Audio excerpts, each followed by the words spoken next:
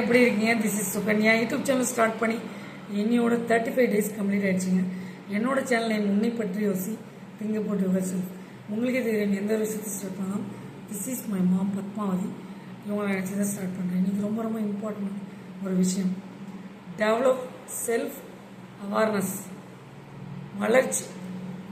உங்களுடைய சவால், வளர்ச்சி, விழிப்புணர்வு இதெல்லாம் நீங்கள் தான் பார்த்துக்கணும். உங்களை பற்றி யோசி திங்க போட்டு யுவர் என்னோடய சேனலு.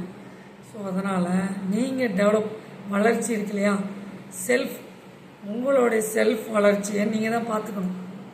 இது ஒரு அவேர்னஸ், விழிப்புணர்வு. உங்களை டெவலப் பண்ணிக்கணும், வளர்ந்துக்கிட்டே போகணும்.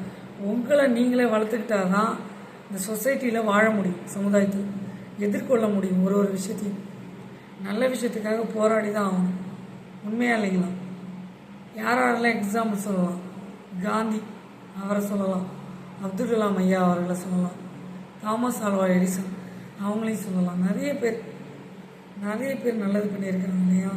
உங்களெல்லாம் நினச்சிக்கணும். நம்ம டெவலப் செல்ஃப், வளர்ச்சி, உங்களுடைய வளர்ச்சி உங்கள் கையில் தான் இருக்குது. அவேர்னஸ், விழிப்புணர்வு, உங்களோட வளர்ச்சி உங்களுடைய கையில் தான் இருக்குது. விழிப்புணர்வு உங்கள் கையில் தான் இருக்குது, அவேர்னஸ்.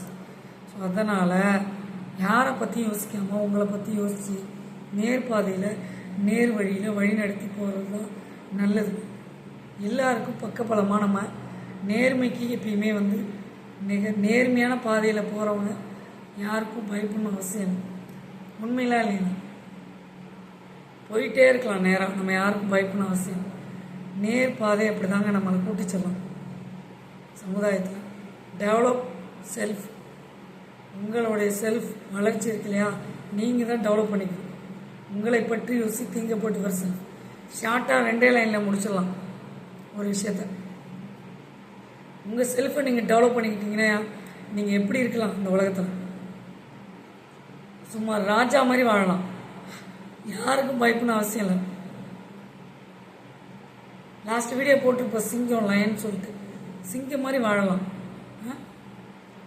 ஒரு சிங்கம் எப்படி காட்டுக்கு ராஜாவோ அது மாதிரி வாழ்ந்துட்டு போகலாம், யாருக்கும் பயப்படணும் அவசியம் இல்லை.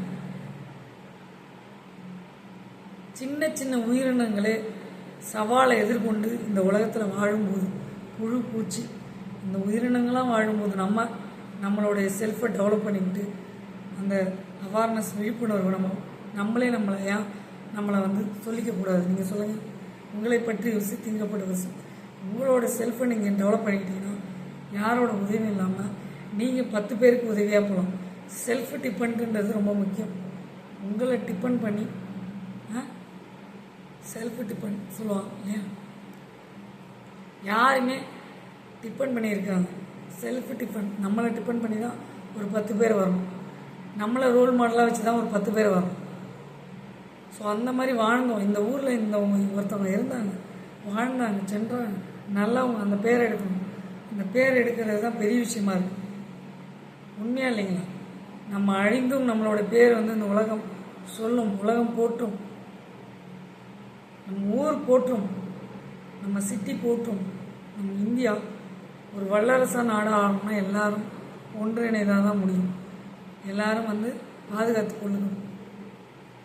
அதனால் இந்த பதிவை பார்த்துட்டு ஒரு ஆள் செஞ்சு சொன்னாலும் ஐ எம் வெரி கிளாட், மகிழ்ச்சி. நல்ல விஷயத்தை லைக் பண்ணுங்கள், ஷேர் பண்ணுங்கள், சப்ஸ்கிரைப் பண்ணுங்கள், பக்கத்தில் இருக்க பெல் பட்டனை கிளிக் பண்ணுங்கள். அப்போ தான் நாங்கள் போடுற ஒவ்வொரு வீடியோ நோட்டிஃபிகேஷனாக உங்களுக்கு வரும். பாய் பாய், சீ லேட்டர், உங்கள் சுகன்யா.